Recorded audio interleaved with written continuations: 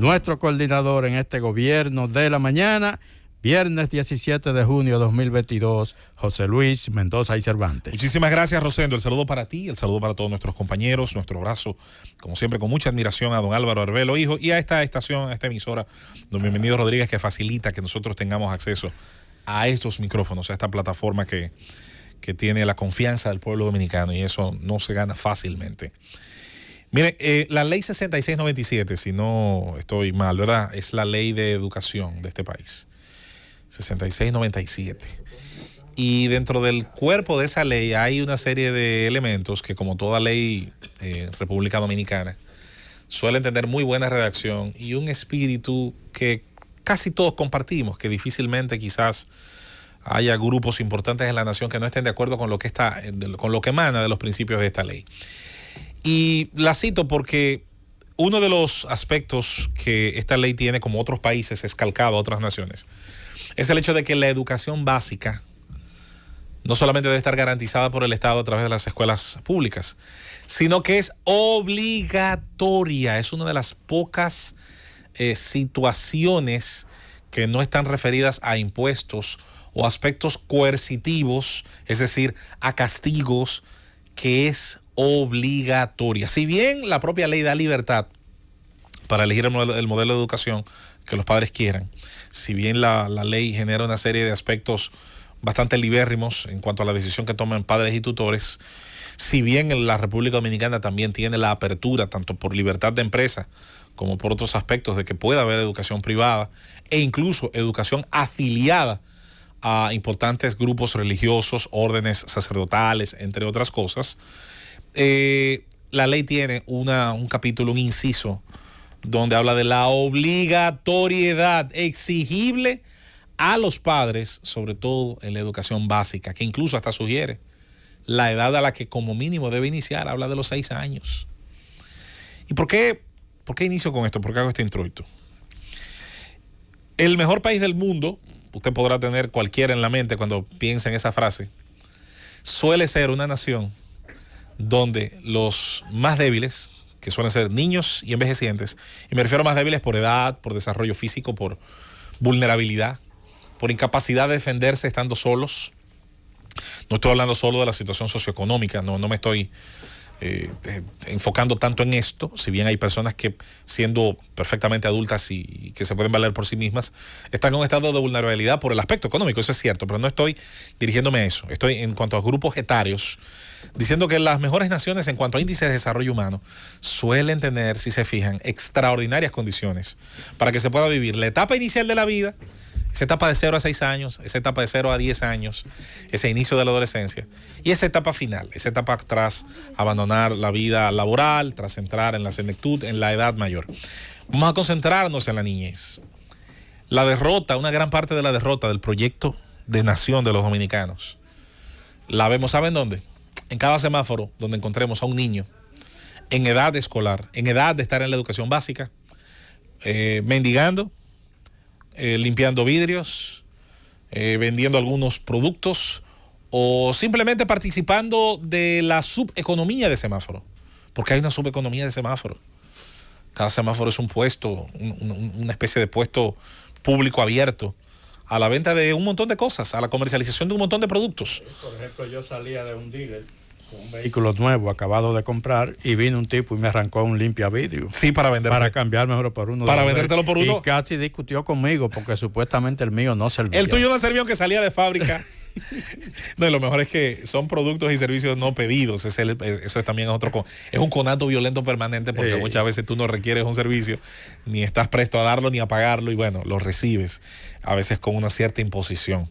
Niños y posteriormente adolescentes que están ahí, que muchos cumplen el ciclo de volver a hogares de donde tienen que salir huyendo en la más precaria de las condiciones, en la miseria más absoluta, pero también huyendo no solo de la miseria, también de la violencia.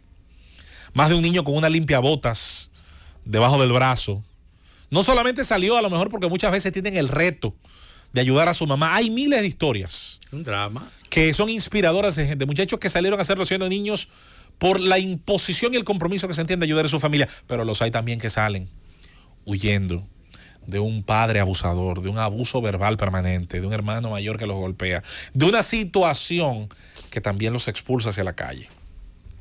La carencia en República Dominicana de políticas públicas claras y efectivas, y no hablo de las que están escritas en un papel, porque esas no importan si no se cumplen en el terreno, esas son letra muerta. La ausencia en la República Dominicana de una capacidad de fiscalización de las políticas sobre la niñez nos preocupa mucho, porque si bien ha habido avances importantes y es innegable pensar que obras o emprendimientos como el CAID, a la atención a una niñez desvalida y necesitada son importantes, no necesariamente estamos hablando de ese tipo de casos. Hablamos de niños que, teniendo la situación, y entre comillas la palabra normalidad, porque ahora se cuestiona mucho lo que es la normalidad, no hablamos de niños que tengan en este caso situaciones ni congénitas, ni que tengan esos diagnósticos, porque bien podrían muchos niños que están en las calles en esas situaciones luego tener situaciones no diagnosticadas y que más adelante van a salir en el tiempo. Y ay, fulano se volvió loco, ay, fulano le pasó tal cosa. Y a lo mejor tenía una situación no diagnosticada, no estaba en manos, ni en la presencia todos los días de un profesor, ni de un terapeuta, ni de nadie, ni de un terapeuta escolar que suele tener las escuelas para darse cuenta a tiempo. Pero todo esto ocurre porque los niños, cuando no están donde deben estar, entonces abrimos la puerta a los demonios de la drogadicción temprana, de el acceso muy temprano a un mundo de violencia que también los entrena en la delincuencia, en el raterismo, los entrena en el robo como respuesta a las carencias más naturales, el hambre, el deseo de poseer. Ellos no son tampoco indemnes, no tienen tampoco una barrera ante un mundo que, hay que decirlo, promete en las mismas pantallas y letreros debajo de los semáforos donde ellos están. Se promueve todos los productos de comercio, de servicios, y ellos desean comer ese hamburger que sale en el anuncio, desean tener esos tenis que ven a otros tener. Ahora, ¿cómo van a tenerlos si no están ni siquiera llegando a obtener los mínimos conocimientos para luego insertarse en un tejido productivo de manera digna? Cada vez que una generación produce decepción en los padres, en las personas mayores que se preguntan, ¿y estos jóvenes de hoy de dónde salieron? Hay que preguntarse bajo qué situaciones y en qué contextos esos jóvenes nacieron, fueron concebidos, llegaron al mundo, y cuando debían hacer a lo único que un niño está obligado, es a aprender con el juego y con la educación seglar. Pero no conforme tenemos esa problemática, tenemos otro elemento. La educación psicoafectiva, la parte psicoafectiva, que se aprende en el hogar, pero también en el aula, pero también en la comunidad en general.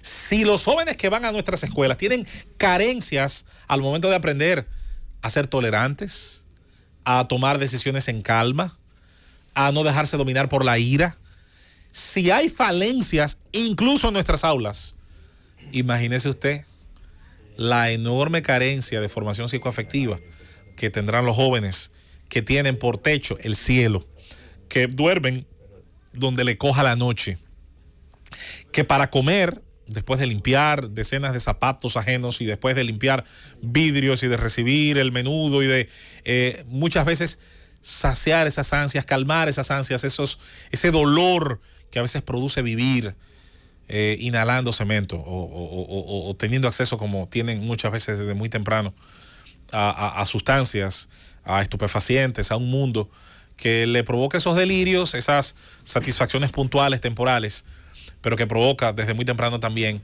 las adicciones, y teniendo ya un joven sin hogar, sumido en un mundo de carencia y de violencia, pero que luego entonces sea adicto a sustancias que afectan su psiquis, su cuerpo, que le enferman, que le generan efectos secundarios en su organismo, entonces tenemos un paquete completo. Este mal tiene que ser atacado desde raíz, no desde el tallo, no, de la raíz. Se necesita en la República Dominicana readecuar el gasto social, el gasto dirigido a las llamadas políticas sociales. Las políticas sociales no pueden ser simplemente, compañeros, Julieta, una incubadora de polémicas permanentes. Las políticas sociales son en nuestro país, si ustedes se fijan, una especie de incubadora de titulares que cada cierto tiempo salen y nos recuerdan lo terrible de haber convertido esas políticas en muchas veces a actitudes clientelares que promueven a su gestor como si de la misericordia de este dependiera, que los beneficiados los recibieran. Ay, fulano hizo, ay, por la misericordia y la bondad de Perencejo o de Perenceja. Cuando aquí debería haber un funcionamiento institucional de algo similar a otros países, a simplemente una o dos agentes, un hombre, una mujer, dos mujeres, no importa, yendo a tocar la puerta de un hogar y preguntar por qué un niño tiene una semana que no va a la escuela que le toca. ¿Qué pasa? ¿Por qué otro niño de 6, 7, 8 años, en vez de estar a esa hora en la escuela básica donde debía estar, estaba con una limpiabota en el parque a 10, a 6 kilómetros de su casa, expuesto a que otros niños de otras edades a lo mejor lo sometieran a abuso físico? Porque los niños, que no son ángeles, una de las razones por que a los niños hay que insistir en educarlos, no solo en lo académico, sino en lo psicoafectivo, ¿saben por qué es? Los niños nacen con un semáforo que no tiene luz amarilla, que es la de la precaución. Un niño puede pasar del juego físico a la agresión en un segundo. Y si no hablamos de uno y hablamos de un grupo, es peor todavía. Los niños, una de las razones por las que hay que educarlos psicoafectivamente, es porque al que es distinto, su primera reacción es la burla. Por eso hay que enseñarles, no te puedes burlar del que es cojo, no te puedes burlar del que tiene hidrocefalia, no te puedes burlar del que es tartamudo, no te debes burlar del que tiene tal o cual situación. Pero eso tienen que aprenderlo del verbo y el ejemplo. Cuando falta quien les eduque con el verbo y quien les dé el ejemplo, y no lo van a recibir en un semáforo, créanme, ni en un parque. Sí, pero tú sabes, José Luis, que también aquí falta mucho la parte de la supervisión y monitoreo. Y yo pienso precisamente a raíz de la entrevista de ayer del profesor Omar Méndez del ITLA, que aquí debería desarrollarse un software, como hay en muchísimos países del mundo, donde hay un monitoreo en el sector educativo, que mediante ese software las autoridades encargadas de darle seguimiento sepan, por ejemplo, en una escuela, cuál es la cuánta inasistencia hay de parte de los profesores, pero cuánta inasistencia hay de parte de los alumnos. Existe. Y que esos alumnos... Julieta, ya ese software existe, se llama La Lista. Aquí existe. La lista que pasan todos los días en el aula. Ese es el software. No. Ese es el primer software que te dice. Sí, pero la lista, pero yo lo que me refiero es los funcionarios encargados de supervisar y monitorear, que en las escuelas estén todos los profesores cuando tienen que estar, que no haya ausentismo, ni tampoco de los estudiantes. Entonces, porque el profesor pasa la lista. ¿Qué hacen con esa lista? Bueno, lo que deben de hacer es lo siguiente. Yo hablo de Estados Unidos porque es el único otro país donde he vivido. Y tuve hijas que estudiaron allá. El día que un muchacho no va a la escuela, ese mismo día la escuela está llamando a sus padres.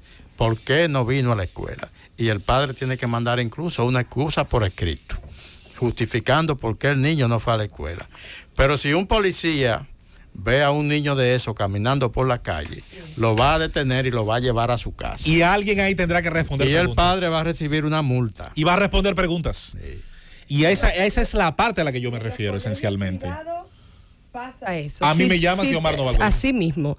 Si no va, sí. O si hasta si porque llega tarde, también te llaman, exactamente. Y lo mismo ocurre si un niño llega golpeado. Lo mismo ocurre si un niño genera, y los profesores, muchos profesores tienen una formación, claro, hemos criticado muchas veces que no es la que soñamos, pero la que hay que decir, le permite a muchos profesores identificar señales de cuando un niño está siendo abusado. De maltrato, sí. Cuando está siendo maltratado. El niño comienza a expresar un comportamiento diferente. Distinto. Hay, señores, la sociedad está llena de retos. El mundo es un lugar, yo le digo a mi hijo, se lo digo a sus 9 años, el mundo es un lugar hostil, el mundo es un lugar difícil. El mundo es un lugar al que hay que aprender a sobreponerse. A veces el aula es el único sitio donde un niño está seguro, ni siquiera es el hogar. Por eso era tan importante para mí. Yo sé que tuve muchas discusiones con muchos compañeros. Yo nunca apoyé, ni voy a apoyar nunca bajo ninguna circunstancia, la suspensión de las clases. Hubo niños que la situación de la pandemia los devolvió a estar todas las horas del día con sus abusadores. Todas las horas del día con sus abusadores verbales y físicos, o a expensas del barrio, donde también, hay que decirlo, por una situación de la falta de supervisión de hogares monoparentales donde el único padre presente es una madre que trabaja, se daban todas las situaciones a las que son expuestos. Entonces, nuestro sistema, insisto, de gasto social, de inversión social, tiene que revisar sus prioridades. Esto no es un tema de pintura, esto no es un tema de murales, esto no es un tema de políticas de laboratorio ni de políticas estéticas que a mí me enferman personalmente. Hay que volver a revisar las prioridades, a dónde están yendo los dineros que salen de la enorme cantidad de riqueza que los dominicanos generan y que a través de los impuestos en el contrato social se nos promete devolver en servicios públicos de calidad. La educación, sobre todo la educación temprana, seguir haciendo de la escuela el lugar más atractivo donde pueda un niño estar, sentirse seguro, contento, aprender, y no solo, insisto, en lo académico, sino también en la parte afectiva, en lo psicoafectivo, pero además de eso, que la escuela cumpla un rol de supervisión, que la escuela sea ese primer muro de defensa ante la posibilidad de que un hogar violento expulse a un niño a las calles y luego tengamos en semáforos y parques un reto que ya va más lejos y que ya está más difícil de resolver con las adicciones y con los demás. Hay una canción, y yo cierro con eso, de un artista que me encanta, que es Franco De Vita. Franco De Vita tiene una canción que se llama Los hijos de la oscuridad, sí, donde él describe, palabras más, palabras menos, una situación similar a la que en toda América Latina se ve en las calles de las grandes ciudades de nuestra América Latina. Es parte de una política integral que la República Dominicana pueda convertir su recurso humano más joven en hijos de la luz y no de la oscuridad que se produce en el alma cuando se está lejos de la protección, la educación y la supervisión que debe llegar de un hogar responsable y de un sistema educativo que cumpla todas las funciones que su propia ley le ordena. Llévatelo.